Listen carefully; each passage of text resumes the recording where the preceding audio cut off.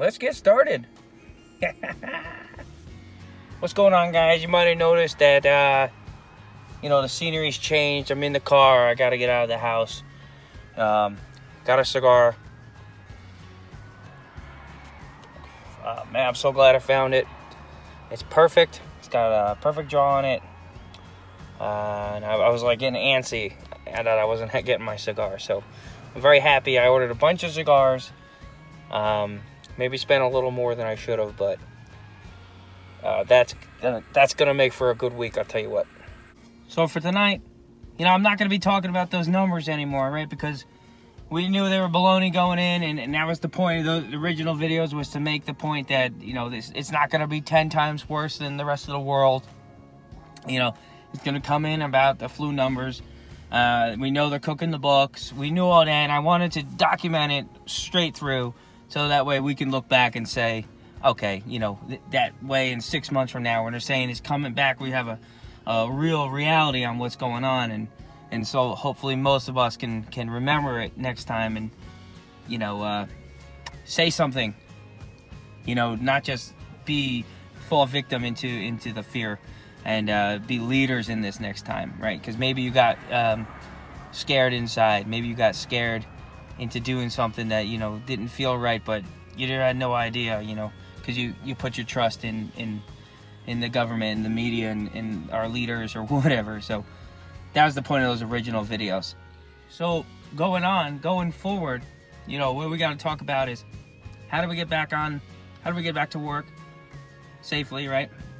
We don't know yet if if we can just go back to work, right? It seems like a great idea. We all want to get back to work, but we don't know yet if the social distancing was the reason why, right? So what we do know is that the numbers weren't there. We don't yet know why they're not there, right? People want to point to the social distancing. Look, everybody was inside and washing their hands and being hyper vigilant about this thing. But does that necessarily scientifically prove that, right? And that's important to know for a couple reasons. First of all, if the social distancing actually was the factor, then we're in a worse situation, because that means that we'll have to slowly, that we can't just throw everybody back out there, because then we're going to run into the same situations again. Now, it's also important to know if that happens, now that we've ordered all the respirators, we've ordered the N95 masks, we've built up our infrastructure for bedding in hospital rooms and things like that, and we have a drug or two that is, a medicine or two that is productive and helpful with this, gives us a lead. That way, if we decide to run everybody back out there at once, and then we get another wave, God forbid, we're not going to be worse off than we were when we started, theoretically, right? But they're going to have to prove to us that the social distancing, we're going to have to know why we didn't have the 2 million deaths, right? That's important, because we don't want to fall into the same mistakes, even if, now we're more prepared for it. But, do we have to do, is it going to be one of these things where everyone just kind of has to get it for the herd immunity? Obviously we know they want the vaccine, and they're going to push for it either way. That's the problem. They're going to push for this vaccine anyway, right? So it's important to know why, and it's important to know the actual reason why it didn't happen. If the actual reason why it didn't happen was because 80% of cases were mild and everybody got it anyway, mild or no symptoms, and everybody got it anyway, and only the sick and old and immune compromised got it, well, then we should be able to walk back out into the streets knowing that most of us got it, had minimal symptoms or no symptoms, or just asymptomatic, right? So that's two different things. So that's what we have to know before we go forward. But they have to figure this out soon, and we have to keep in mind that it behooves them to say, oh, the social distancing did it, because what that does is creates a situation where it's easier for them to say, you can't go outside because we haven't found the problem yet, right? And that's a dangerous spot to be in, because we do rely on this authority to be like, nah, not yet, not yet. And because people aren't brave enough, or whatever, that the people are not taking, we're not being proactive in saying, hey, look, we F that, screw that, we'll take our $1,200 and whatever you say, curfew, masks, 6 feet, now I got people coming off, ripping people off the buses, and this mass hysteria and fear-induced obedience. That's the problem. So we need somebody to look at the facts and be in our corner here to say, if it is what it is, that social distancing did it, they're going to have to prove it really quickly, because otherwise it's going to be pretty apparent that it was a scare to push an agenda, and then we're going to have a problem. But I do want to move past the numbers, just because there's more that I want to talk about. There's more to life than just this coronavirus, however hard the media wants to push on us. Just real quickly, they projected 3,500 deaths, daily deaths at the peak of this, and they just moved that down to 2,300. And last night was a bad night. Yesterday was a bad day. We had 2,035 deaths. So, based on those numbers, we should be almost through this countrywide, and it will have a dramatic cut because New York and New Jersey are over the peak, or New York is over the peak with over half the cases, as we already know.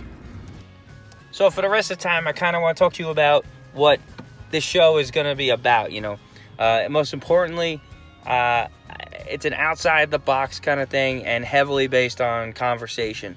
I'm not a conspiracy theorist, but I'm open-minded to talk with anybody about their ideas, because even the most crazy conspiracy theory or weird, idea has some truth to it, and it's worth listening to. And if you like cigars, that's a plus, because my best memories are conversations that I had with people, usually over a glass of whiskey and a cigar. So that's what we're going to be doing. I got a couple people lined up for all, and none of them are. Well, I have one actual conspiracy theorist who wants to come talk to us about the flat Earth, and then I have a guy who does crypto. I have an actor buddy of mine, and so we're going to talk about things that make you think, and that's going to be the premise of the show, and then try to make it humorous and entertaining.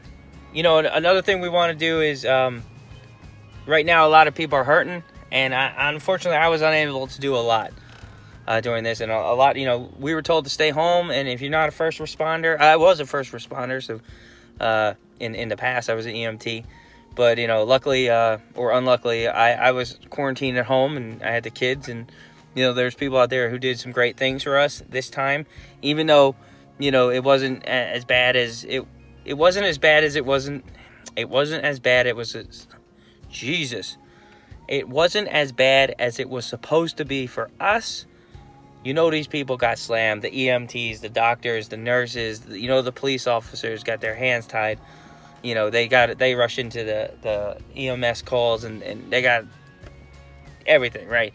So, now's the time when we're sitting home, and maybe we're doing a little bit of online shopping. That's how I got my cigars. It's a good time to pitch in with the charity work, or just go buy a thing of water and throw it down at your fire station, or I know people are doing like the do-it-yourself masks for people, and we're big on that. So if you guys know anyone who did something wonderful in this time, we'd love to highlight them, spotlight them, get them on the show, and just applaud them through this channel.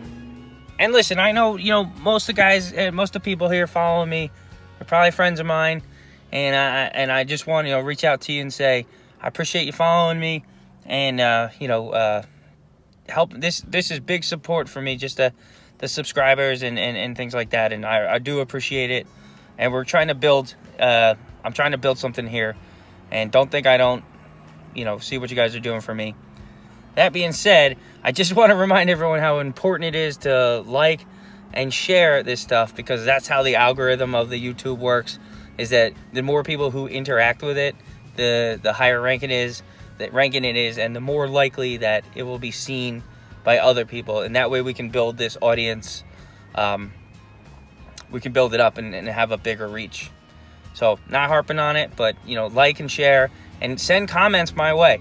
That's a key thing on the YouTube and all the social media things, is that if there's interaction with the post, I'll answer you back, and it doesn't have to be anything insightful, or it can be, and I'll give you a full answer. But the more you interact with this, the more YouTube says, this is worthy of being on YouTube. So that's important. And I'm not going to harp on you every week, but just you guys are the first 15 or 20 or so, just so you're watching this. That means you guys give a shit. That's why you're on this channel. So I'm going to tell you, I'm not going to harp on you all the time, but like, share it with your friends, and interact with me. And even if you say hello, I'll say hi back. It supports me. It makes me feel good to see, some give and take. It doesn't have to be like ass kissing. I appreciate if you didn't say, go fuck yourself. But if that's what you gotta say to interact with me, that's fine too. But that's it. I'm not gonna say it again. But like, share, follow, and interact with these videos. That way we can build this following. Let me know what you want to talk about. What I should talk about. What I should do. If there's something you want me to say, or a song I want to sing, or whatever. If you're gonna be spending time watching my show, I want you to be happy. And I told you the basic premise, and we'll work from there. So once again, thanks for your support, and have a good night.